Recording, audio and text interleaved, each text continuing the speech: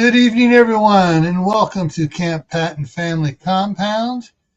It is time for Friday night on the Homestead, and tonight's topic is hunting for food for your family.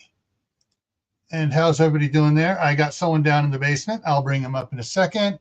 And let's see, make sure I get everything here right. Okay. YouTube, StreamYard has changed their layout here a little bit, so we're going to see what happens here as far as what people look like. Hey, Lewis.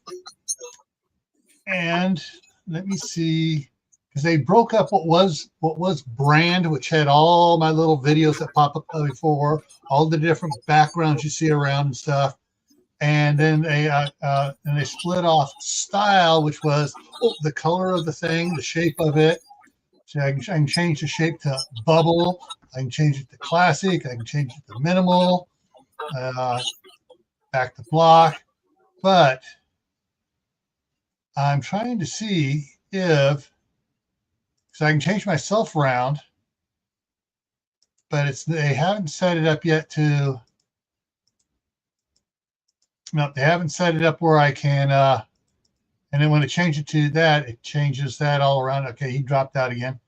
So I got to go back and change. It has presets on the colors and stuff. So I was hoping I'd be able to set it up where I can have myself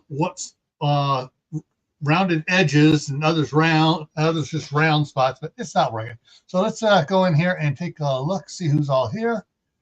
All right. So first one in was Walt Rogers several hours ago. Then Phelan Clan Wolf. And there's Lewis coming back in again. Internet's giving him a bad time up there. Mad Chick Acres came in. Everybody's talking. Yeah, there's a great north. Yeah. Rebel Canners is in here. Tammy. Geeky Gardens is here. And Lewis went and gifted 5 memberships here. And let me jump over to the other computer, and I can read our new members off.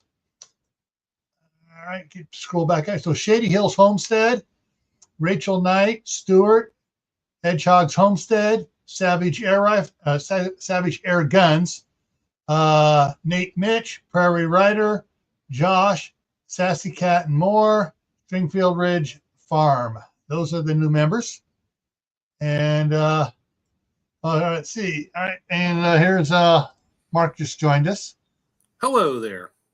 And let's see who else we got coming in here. He came in as Chef Tech 2. Diana 2 is here. Ron Nitzel's here, the Green Wizard. And Kaylin Strain is here. And a couple lurkers, because the numbers are higher than the number of people making comments. All right, so I did this type of live, this topic, covered it 3.5 years ago. I think it's time to revisit it for some people, just to get it fresh in your minds, and especially what the crap's going on with, how do I want to put this, with the actions caused by a certain deficiently a deficiently functional person, aka Captain Crazy, and with the prices of food just going absolutely and everything else too. I mean, so like, oh man.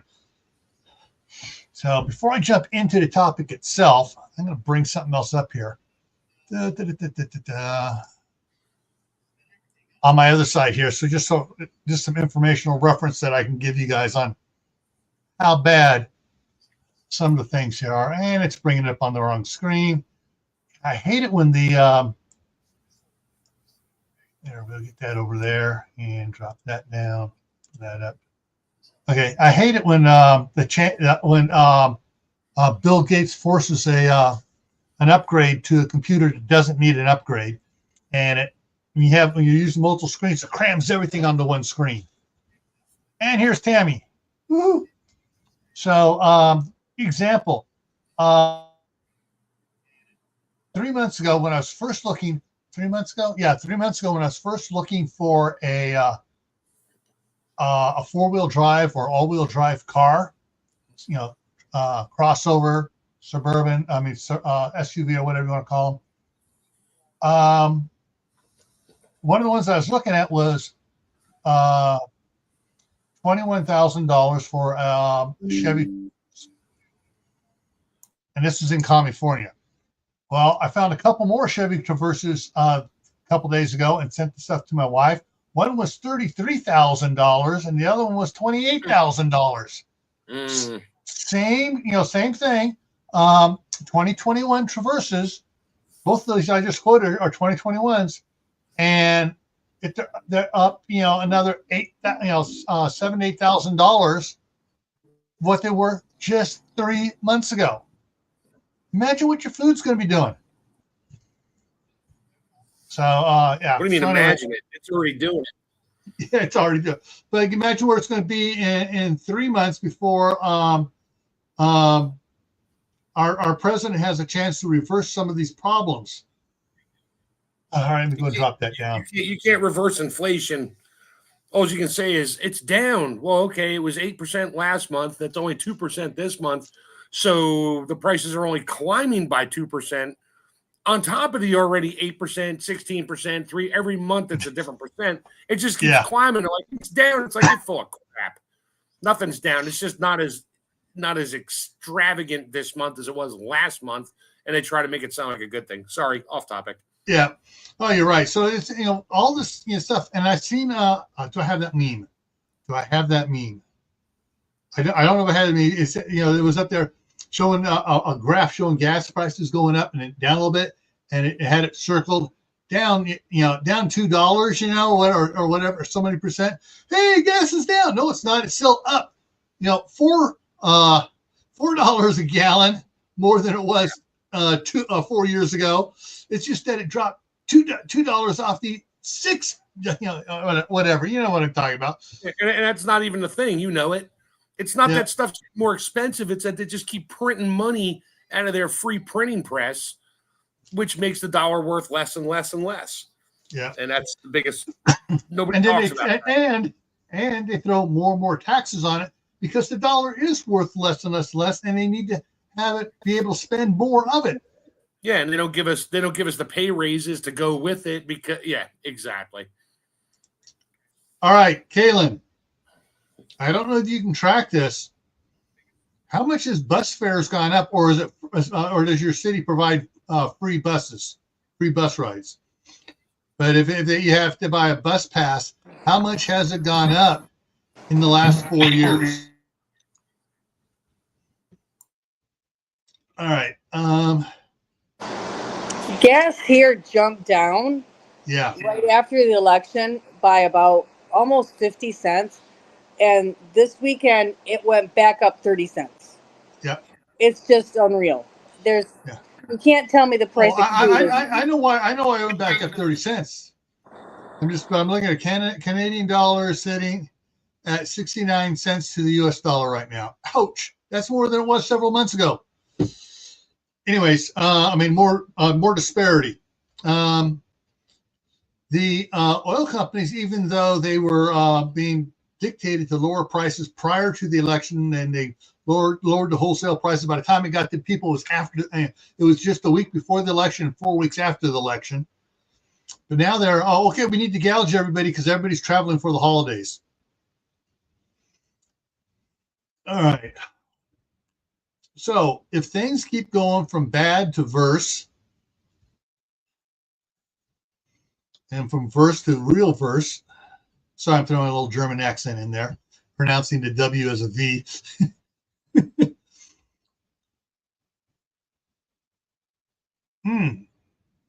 All right, Kaylin rides free. Okay.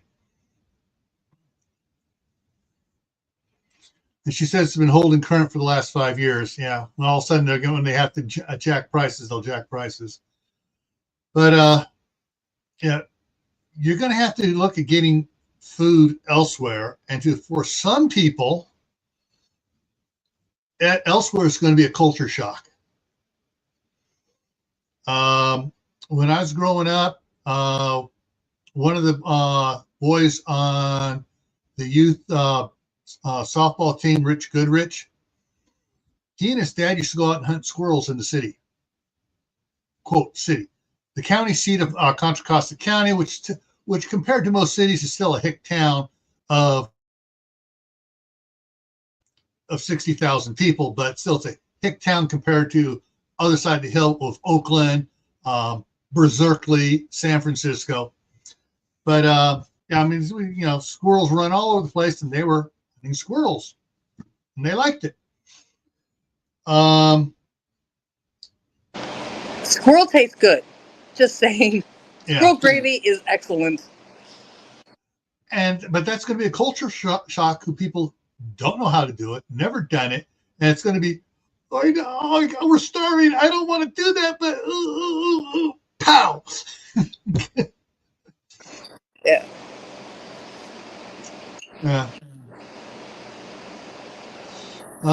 Then she says, what? It'll go from bad to worse for a period of time until changes kick in, just like me cleaning the house. There's that's a very good allegory for this next few years. Cleaning house, yeah, Yeah. Well, one of the things I am looking forward to is this spring.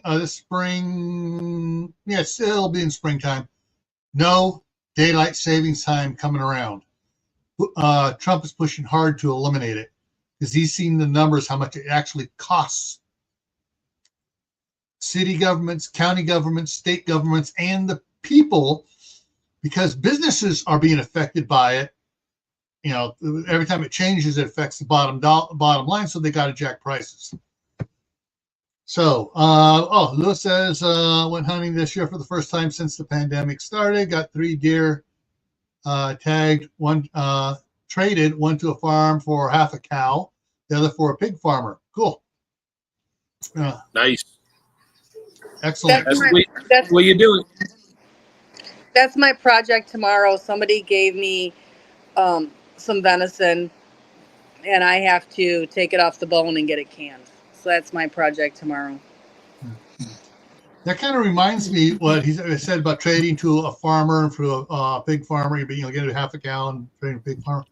Back when my brother was his last couple of years as a scout, and then his first several years as scout master, he'd go to Wolfboro, and the head cook up there loved German brown and rainbow trout. Absolutely love it. The river's right there, but he couldn't go fishing because he didn't have time because he's fixing 3 meals a day for all the scouts.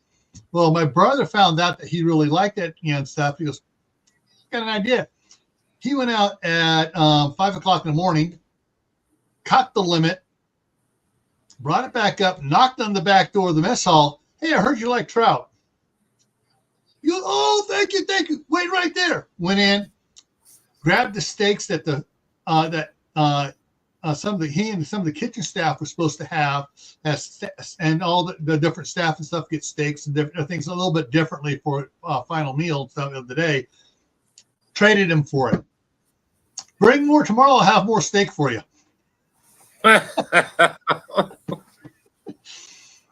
And, that's some things you do, you're going to wind up doing. And I'm going to touch a little bit on the side part of tonight's thing when we, as I sort of bring up the slides and stuff. But, because most people cannot grow or hunt everything. Some people get stuff, you'll get something. Oh, Suzanne Galley came in on your side, Tammy. And so it'd be like, okay. I have a deer. I got 2 deer. I got 3 deer. I'm getting tired of deer. I would like to have a steak. I'm going to have to trade a deer to a farmer who doesn't go out and get deer, doesn't have time to, and see if he'll trade for some venison for beef or venison for pork or whatever. Well, last year I had canned venison, and I had somebody that was giving me eggs. And so as a thank you, I gave them canned venison. So, I mean, Yeah. You never know. Yeah. And that's one of the things that's going to be that's kind of a sidebar of tonight's topic. But tonight's topic is mainly not entirely aimed at those that don't go out and hunt and don't do anything. But it's also to remind those of us that do, hey, there's more options for you as well. Ooh, aimed at. I see what you did there. Aimed at. Gotcha. That wasn't what I was aiming for. I mean, that last one was on purpose. The first one wasn't. Bring up this. And I almost changed the name of it today. And, I had to change the thumbnail from hunting to, finding food or getting food, whatever. But I thought I'd just leave it because it's just, it kind of points to something people need to think about. So for food, people in the city, all you millennials and alphas and whatever, do you know where your food really comes from? It comes from the butcher department, and my seafood comes from the seafood department, and my produce comes from the produce department, and my canned goods they just store in the back. I don't need farmers. Yeah. And that's it. I think some people just, and some of the videos people are putting out, and the one actually apologized for the video. She goes, "My mom never taught me how to do that. I was just trying to do it on my own." Opening up a can of Pillsbury biscuits. She was trying to use the can opener on it. Ooh, bet that didn't end well. And it popped, and it did not go well. And she put out another video apologizing about it. She goes, and she called her mom, "Why didn't you teach me?" Did you ever see? Everybody's seen this video. A mom is going to roast a turkey, so she gets the turkey and she takes a Cornish game hen and shoves it in the cavity, and has her daughters clean the turkey out, and they start screaming and crying. It was pregnant, and mom is just laughing. That video's been around for years. Yeah, and it's just so funny. And she's like, "Girls, they come from eggs." And they didn't get it, but now they get it. Obviously, they get it. Now they're just like, "Mom, I hate you." Yeah. And Howie's here, Food Forest Permaculture. All right. So once a person realizes where their food comes from, it doesn't come from the grocery store. That's just a middleman jacking up the price. And basically that's a warehouse, and that's a distributor jacking up the price, getting it for you. And so the next one, do you know how to get it when the stores are out or the stores are closed and for any length of time? How do you get food? That's something else that person needs to worry about and learn about. I just go to that guy up the street who says he's a prepper and has enough food for 10 years. I'll just go to his and knock on his door. And then as Steve would say, "Oh, more long pork." Yeah. Do you know what ways to get food? And that's kind of what we're going to talk about tonight, the last one there. But let's go over here. So hunt, fish, trap. And I'm just doing general categories on this. That's all for protein. So yeah.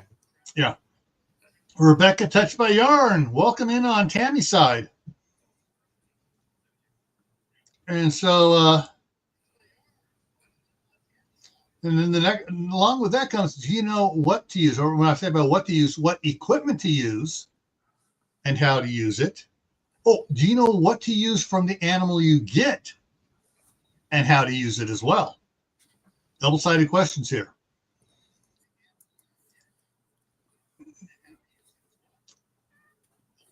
Okay. That's a reindeer. Yeah, that's a reindeer. That's an elk. Yeah, it's an elk, all right. But the problem with that is you got to have a lot of space or a lot of jars. That's a 1,500-pound animal. You're going to get close to 1,000 pounds of meat, 2 pounds per quart jar. That's a lot of jars. If you're going to can it, if you're going to freeze it, that's an entire freezer. Yeah. I mean, you got to be willing to share something like that. You have to be out there. Well, we got the big ones, but you got to be out, willing to. That's a community thing. That's not a me thing right there. Yeah. And all right, so you can see he's got his rifle that he got it with, but you can also use bows and arrows, and quite successfully. I found more pictures with bows and arrows than I did with rifles. Hey, ladies, you can do it too. So if you're addicted to shooting elk, does that make you a alcoholic? Okay. Sorry. Anyway, moving on. He froze. My cursor is hovering above the remove button. That was the robot talking. Sorry, Howie.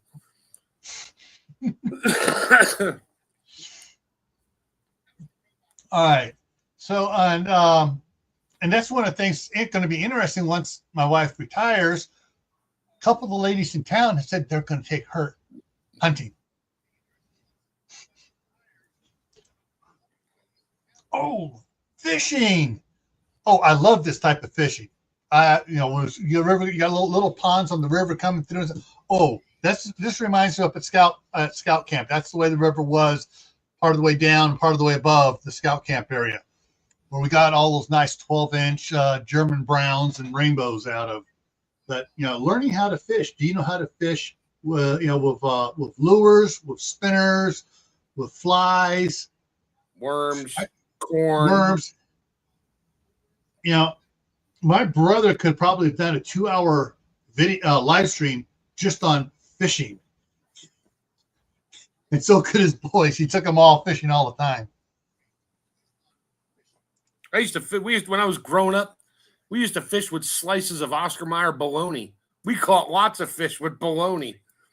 I'm like, I guess. Oh yeah, like bologna. I had this conversation yesterday. My mom and dad would always give me. Well, my mother would give me ham and cheese sandwiches, and I hated that plastic cheese in it.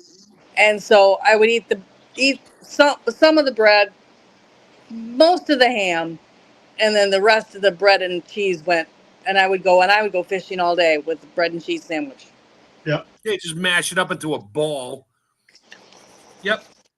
Jam it on your hook, and you're good until the cheese and bread start to deteriorate. Yep, spam, little salty fish. Okay, it says back of AOK Urban Homestead in Iowa hunts, those fishing. Also ice fishes. My first thing fishing was back when I was a little twerp, about 6 years old, maybe 5, 6, I think. My sister, who was 10 years older than me, and we were out there in this place. And all that you'd catch in the one area, next near the shore was bluegill. But to a little kid, a bluegill, that's a big fish to a little kid. And they fight. They're good fighters. That'll make you. That'll get your dander up. Yep. And when I saw this picture, I just had to put it up there because, hey, little kids love to fish. You could be bored to death and want to go do something else, and they'll be out there. They'll spend the whole friggin' day out there catching fish. When I was 4th to 6th grade, I spent the whole day. We had a little creek by our house, and I would go down under the bridge, and I would spend all day fishing. And I took my lunch, and it was right by our house. But I took a lunch, and I was not coming back up to the house even for lunch. Yep. Bow fishing. I tried that once. I hated it. It's a lot more work to reel in. Yeah, it's another aspect, but sometimes if I've talked to some guys that have done bow fishing. They say if I need to get a fish quick and I don't want to waste time, they're going bow fishing. Oh yeah. They can get out there, spot it, and they can see it, nail it, reel it in, and go. Some of the streams up in New Hampshire where we always camped, they stocked them, and there were narrow streams, sort of deep in spots, and the rainbow trout would just like hang out along the banks, and you could put bait, you could put a wiggling worm right in their face, and they would ignore it. Yeah. But they were right there. But bow fishing was not allowed because you might as well just get a pitchfork with a barb on it and smash them. I could have done that. I could have had 20 fish in about 5 minutes, but nope, can't do that. Now, one of the things, I didn't get a picture of it because in most states it's illegal unless you're a Native American. And that's throwing net M80s fishing. in the water. That's net fishing on American rivers. Yeah. All Just right. drop an M80 in the water. They'll float. It's not fishing. Yeah. That reminds me of that crocodile Dundee 2. Central Park Lake. Central Park Lake. What, back in the 1950s, my dad used to fish with a stick of dynamite. Yep. But that's illegal now. Oh, yeah. Just a bit. I've seen videos here on YouTube of guys taking a worm in their hand, sticking it down in the water, and getting catfish and some others. They just grab the whole hand and they just grab inside the gill and pull it out of the water. That's called noodling. Yeah. You literally find a hole in the side of the mud bank, and you stick your arm. You don't even need a worm on it. You just stick your arm in it. You feel around for it. You find it. You just jam your arm in his mouth. I couldn't do that. In some of the states they do that in, you can find things that want to eat you. So no, that's a no. That's just no. But the ones I saw, they weren't sticking it in the mud. They was just, and they get on the shoreline there, and they could see stuff moving around. There'd be some algae on the surface and stuff, and they do stick down in the water of the lake there, and the worm there, and they come up and hump and just clomp on it, and they do it. Okay, now we're getting to the more controversial stuff for some people. Yeah, I might have those around my property, but not for deer or animals. Yeah, the traps for getting certain animals, and the size of the traps go from small to big old friggin' bear traps. Now, you talked about hunting for squirrels. I have a trap for a squirrel. I found it on discount at the dollar store. Rat traps. You nail those to the tree and bait them, and you can catch squirrels, and then you don't make any loud noises that might attract your neighbor's attention. So, if you were desperate for a meal, that's an idea, and it wouldn't be something that would be too suspicious to have on hand, even in an apartment. Yeah, this is what you're talking about, the snapping turtles that'll bite your fingers off, huh, Tammy? Yeah. Snapping turtle has 7 different kinds of meat. It's very tasty.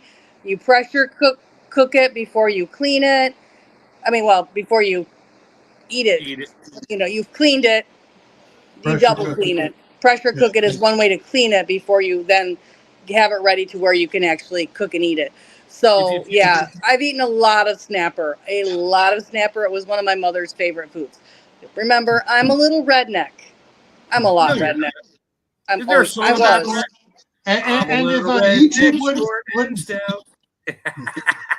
YouTube wouldn't throw up a copyright strike, I would play Hank Williams Jr.'s Country Boy Can Survive right now. Yeah. There's not anything in Michigan I haven't eaten. My mother made a contest with my brothers who were much older than me. If they would catch it, she would teach them how to clean and cook it. So if it moved in Michigan and had more than 2 legs, we've eaten it. Yeah. And like Howie says, the snare was the next one up here. So like Howie said, snare for any game, big or small. Although most people usually talk about snaring rabbits, snaring foxes, small games. But I saw a guy snare a deer with piano wire. Wow. So yeah, he had it hanging up there. Deer went. Yeah. You better Yeah, have mistake- a web-based trail cam on that so you can get it pretty quick, or the coyotes are coming for it. Yeah. Now, you were talking about snapping turtle. My friend Richard, he has a pond, and of course, we all know ponds, pond cat, mud cat. Everything tastes like the mud. He said you get a snapping turtle, he catches it in the pond, he'll get a good basketball dinner plate size one or bigger, alive. He brings it back to his house, fills up a 55-gallon drum about 2/3 of the way with fresh water, lets them swim in there for a good week, changes the water a bunch of times. That way they purge all that funky stink out of them. You got to change the water daily. Or daily, whatever. Yeah, he changes it all. He just changes it all the time. I think he has a hose running in it with an overflow. Yep. So it just constantly changes. So it's fresh water. So they poop out all the funk. He doesn't feed them. And then he brings it to his mom, and his mom will be like, yep, smells nice like fresh water now instead of like pond funk. And she'll peel the shell, do her thing. I have not gotten to that point yet. He keeps asking me. His mom passed away. He's like, come on, man, I'm going to catch a turtle. I'll make sure it's good to go. And you just come over here and show me how to clean it. I'm like, dude, I have never cleaned a turtle in my life. It's not that hard. It's not that hard. You just got to cut the shell off first. And then you got other things and skins and stuff. I don't know. I'd have to watch a video on it and go, okay. Once I know the anatomy, I'll figure it out. Yeah. Let's see the next one. Okay, there's one in action there. One of the ones where they actually put a crimp on the cable and put a special slide on it so it'll slide and they'll slide through and catch it. And then, of course, there is the famous Boy Scout figure 4 deadfall. Yep. And with the Little Known Prepper, welcome. And like Tibor said, it said certain types of primitive trapping and snaring is illegal. Just about every state I've seen someone make a video about doing how to do a figure 4 deadfall. That's got to be the most primitive way to catch, mice, squirrels, small baby possums, baby trash pandas. Hey, you don't have to kill them when you trap them too. Hey, at least they're still fresh then for a couple days. You can take them home and take care of it there. And if you happen to trap some quail, let's raise these quails and get the eggs. And that's the end of that. Go and drop that down so I can bring the other thing up. So this is one time the AI on Google was actually pretty decent.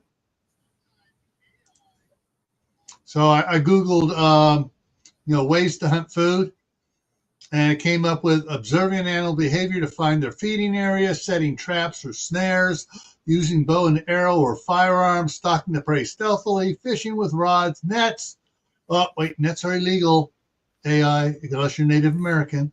Foraging for edible plants. They're adding plants in there.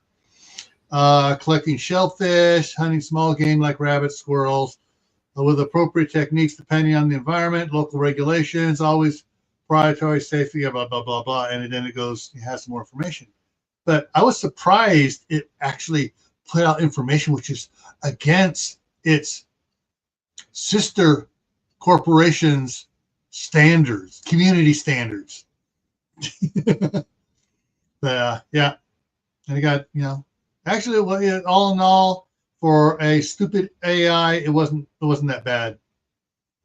But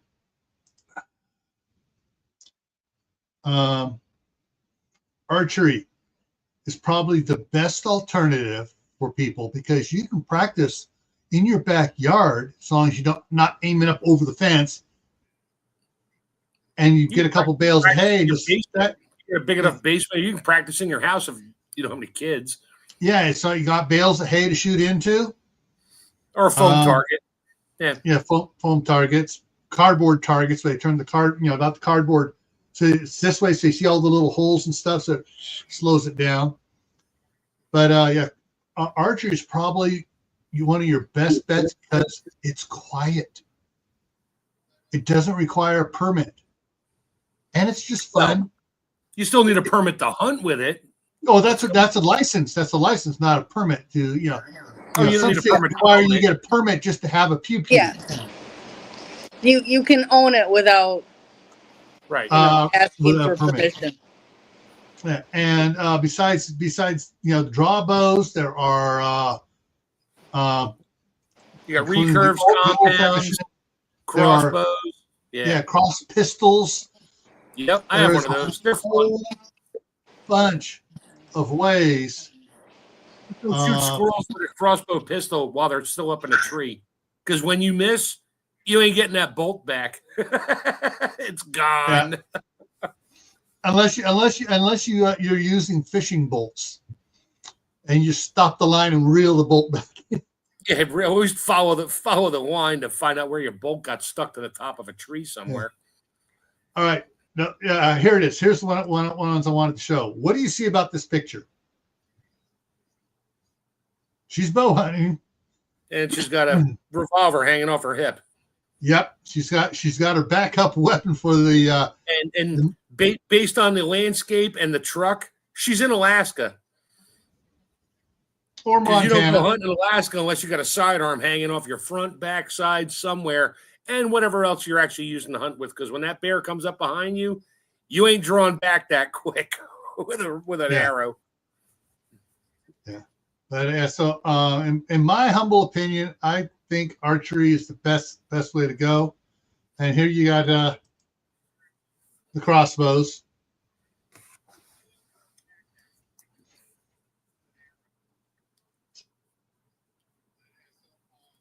But that's one of the things to consider is if things go wrong, most likely next time, the next major problem is probably going to occur in about 6 years, unless the new VP runs and wins. And just remember, just because I killed the animal, now I can eat it. No, you can't. Now you have to know how to process it, skin it, gut it. Make sure you're not getting any bad glands or anything in there, depending on the animal. So, and there's a million YouTube videos. You can find anything from gutting a squirrel to a bear to you name it. They're out there and they're making money on it because they're allowed to. Yeah. And but moose, deer, elk, it doesn't matter. Yeah. Bunny, my dog. I practiced. I haven't butchered a rabbit in like probably 20 years. And about 3-4 years ago, it was like 11 o'clock at night. I had my German Shepherd out, and he caught a rabbit, and he killed it. I'm like, okay, what do I do? You know what? I'm still wide awake. Let me go throw my gloves on. I grabbed my meat knife, and I just came out, cleared a table off. Didn't really care if it was clean or not. It was already dead. So I butchered up a rabbit, and I'm feeding my German Shepherd raw rabbit meat. And then I got annoyed with it, and I was like, okay, now I know what I'm doing again. Been a long time. Skinned it. I did everything. I skinned it down so it was like, what they look like when they're in a butcher shop.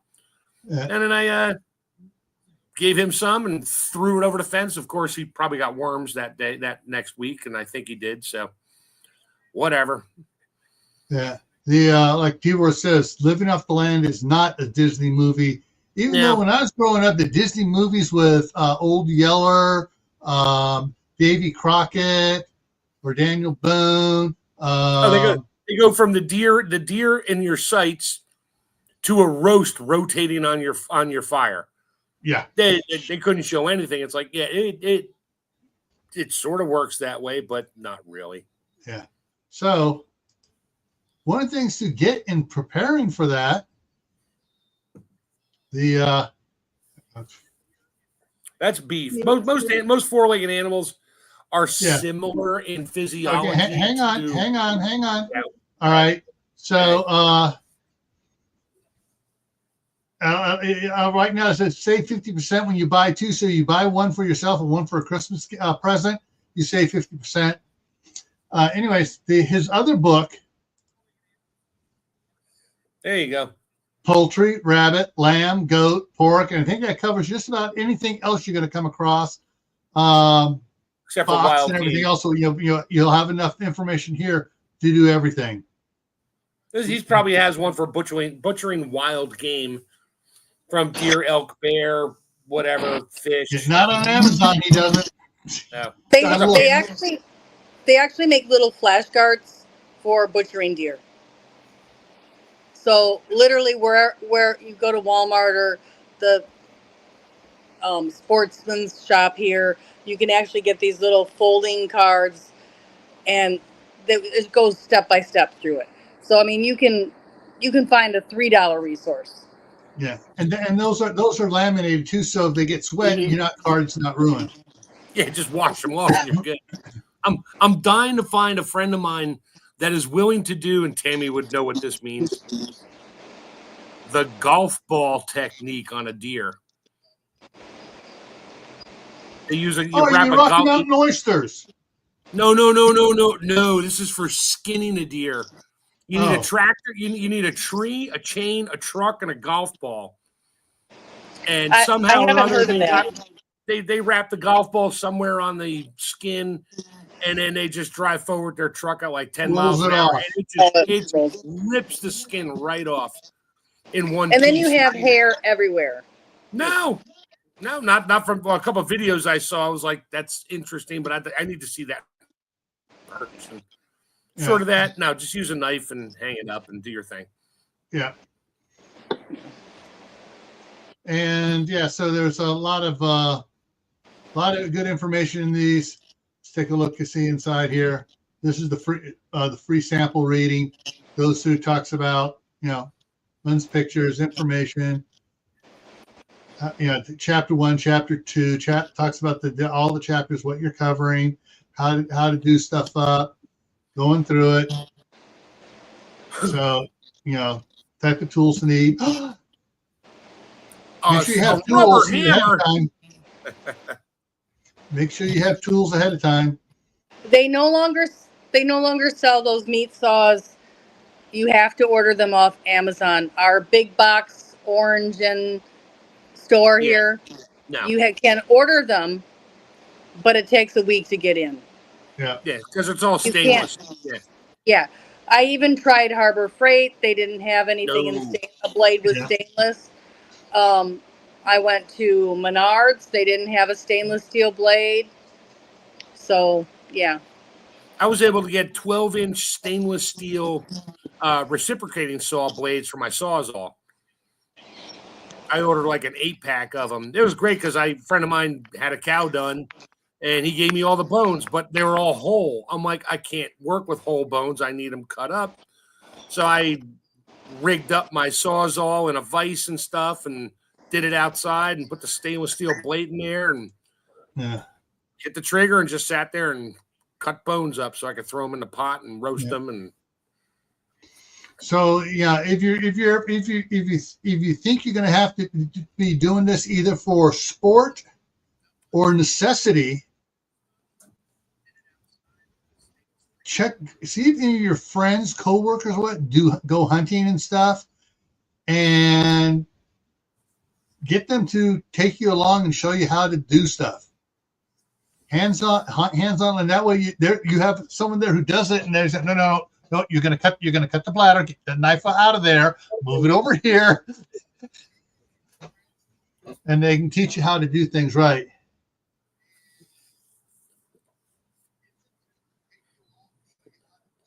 So, and that's the thing, going back to, go back to the pictures here. There we go. That one there. And boom, bring it back up. For a big boy like that, you're going to need a couple friends to pack this out. Or you have to do like Tito was talking about, cutting it up before, so you just, instead of gutting it, you start taking it apart, start packing it up. But yeah. Or a tow truck with a flatbed and a winch. Or several pack mules. Yeah. My dad back in the day. I know there's a bunch of drones that could probably lift it. Just have to get your hands on them, literally. Just made me think about something. I saw someone talking about they were doing a video on removing deer, small deer and stuff by drone. They go down, hook it up, take it up. You're gonna need a bigger drone for this bad boy. Yeah, large. Yeah, like a helicopter. But my dad used to before he met my mom, used to be a guide out hunting, and he said when he go out, he would take 6 pack horses with him. For when he had like 3 people, because a lot of times the guys get out there, guys who get so nervous. Oh, look at the size of it! Look at the size of it! And miss. Or you wing it. Now you got to chase it down for 9 miles. Yeah, or 3 days. Yeah, still got a blood trail. We're still going. I don't even know where we are. Yeah. So later, Hallie. Huey. Yeah. All right, let's send in the Blackhawk in with the winch on it. But getting it out, getting animals out, But like Tammy was saying, you're gonna need a big freezer for this boy. Yep. And this is probably going to last unless you did it in the wintertime and you got a good outdoor place where no other animals are going to steal it from you. Then you got some time to do stuff. Yeah. But I know my daughter, when she got they got a whole cow a couple of years ago. It took a big upright and 2 7 cubic foot chest freezers, and they were full. Yeah. And they had to borrow one of my chest freezers to put their other frozen foods into. Yeah, I'm kind of at that impasse right now, and I don't hunt right now. So, but I got a few freezers in my house that are packed. And I every time I see stuff on sale through US Foods or whatever, it's like I could have gotten a 40-pound case of chicken wings for $40. I don't have room for it. I want it because it's cheap, but I don't have the space for it. Yeah. The froze. Yeah, it's I think getting small game and stuff, is a way to learn for going after the big game. But you got to remember, when that big game comes, it's going to be. I can't use that term on YouTube that my grandmother used. My grandmother used to say elbows and trying to get it done, and it's not just a job; it's an adventure. Yeah. It's more than an adventure, but and so when you think about it, you have elk, moose, deer, mule deer, which are smaller. You have cows, buffalo. Yeah, you can't. There's no place you can go hunt buffalo legally unless. Yeah, there is. Oh, there is. Yeah, it'll cost you. At that point, you might as well buy it pre-butchered and whatever. You're out for the thrill at that point. Yeah, but if everything's gone to heck in a handbasket and there's no guys in the green uniforms out and about because they're at home trying to protect their family. Well, you can. They're out there hunting the same stuff you're hunting. Yeah, that's when you make friends with them. That's when you make friends with them. I'll make you a deal. I'll help you. You help me, and we'll work together and make sure we don't waste anything.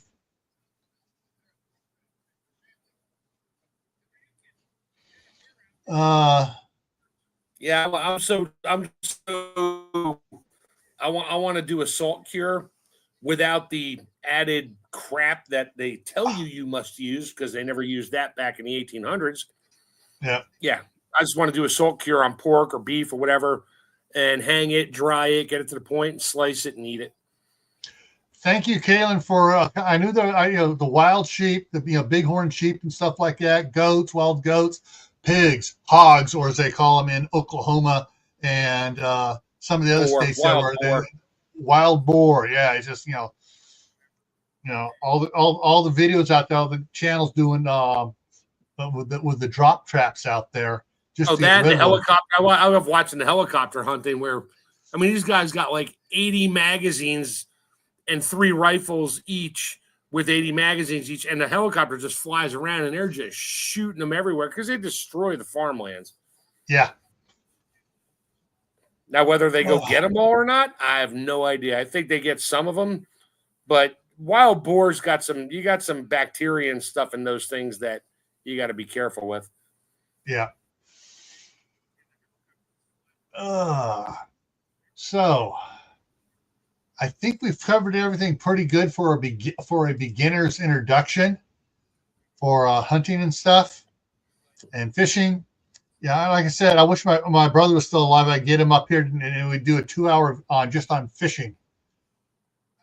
But safety tip for fishing.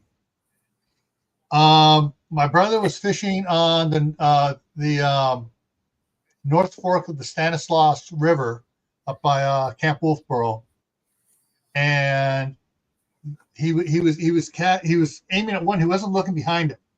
He was casting thing, and he hooked a manzanita bush. When he went to cast, and it's like, what?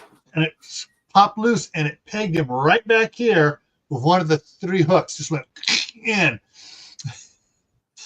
And they were trying to get it out. They're pushing, doing everything else. One of the guys went over there probably with the multi-tool thing, pulled it out, and there was a little bit of my brother's flesh on there. My brother just bent it back, left it on there, went out fishing, and caught himself a 15-inch German brown.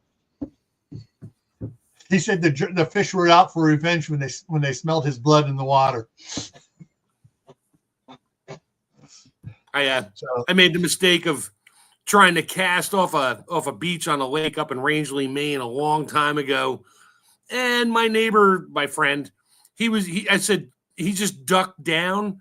And when I let that sucker rip with about 4 ounces of lead weights on there, it hooked him in the head. We had to cut the leader and go back up to the house and get his mom to take the hook out of his head. Yeah. We didn't even touch on fowl tonight. Turkeys, ducks, geese, migratory birds and stuff, So that's with the you mentioned about with the parasites that hogs have. Little Peppers remember is mentioning wasting disease. Mm-hmm. Yeah. Oh, pheasant too. Yes. How do you tell if a deer has wasting disease? I think there's some spot somewhere on the spine or something. You're looking for this white stuff. I don't even know. I just hear about it. I haven't looked into it.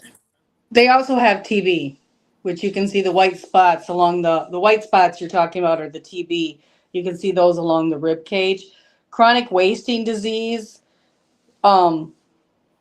which is you can see the deer doesn't look like it's eaten in a month and at a certain point. The only other way they can test for chronic wasting disease is through the brain. So the best thing is to avoid all of the spinal column right now.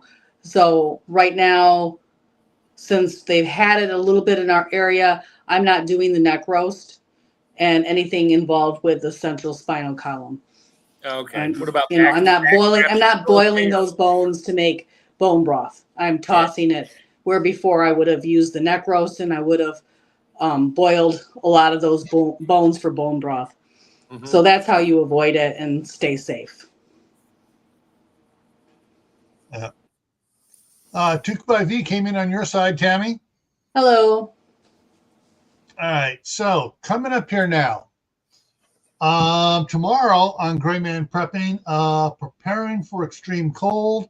There are numerous meteorologists and YouTube weather predictors saying this is going to be an extreme winter. And so we're going to be talking about preparing for extreme cold. Monday, back here on Camppatton Family Compound for the Monday Night Fireside Chat, where the topic is family kitchen time. And we're going to talk about all the fun things used to happen in the kitchen that no longer happens in the kitchen. Take away their cell phones and laptops, turn off the internet for a couple hours, make them come in the kitchen. You'd be surprised what happens. The hearth used to be the heart of the home. Yep. I remember back in the 60s, we used to have a big one of those unique tables, they call it now, where they had the metal tubing for, comes from both sides, two legs, two pieces of tubing come together for the four legs and expanding and everything. That was the kitchen table. We'd carry it into the other room. We add the leaves to it, and everybody sit around and play board games or card games. And I go back, and they take all the leaves out, shrink it back down, and put it back in the kitchen. All right, so that's on Monday. Tuesday on Gray Man Prepping was the night before Christmas, and we're giving away some gift cards. And so, the Midnight Ride, the last one for the year, will be on Thursday night. Next Friday, Christmas recovery. We're going to see how many people are still alive or not in a comatose state after Christmas. I'll be canning something, I'm sure. Yeah. I have a feeling a lot of people are going to be canning stuff on Thursday and Friday. I'm canning all weekend. I got 40 pounds of chicken backs. 20 of them are in the pressure canner right now. I turned it on super low. And Tammy, hang out for a minute when we're done. I have a question for you. But okay. I got 20 pounds in there now. I got my other 930s outside ready to go. I'm only doing one at a time right now. So, and I'll let it sit there, and it's at like 5 PSI right now. I'm going to bring it back up to about 10 and let it go for a while. And then I'll just put it outside tomorrow. Oh yeah. The other one goes on the stove. This one gets strained out and all that. And then the bones get redone again to make bone mush for my dog. Can that up. I can everything up.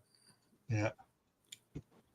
All right, folks. I hope you got something from tonight. And just reminding everybody, at the very bottom of the description is the email. If you have any topic suggestions, please send me an email so we can add it to the schedule. And with that, we're going to wrap it up here. And, just a reminder, over on Gray Man Prepping, starting January 1st, starts off with a 1-year indoor garden challenge. All right.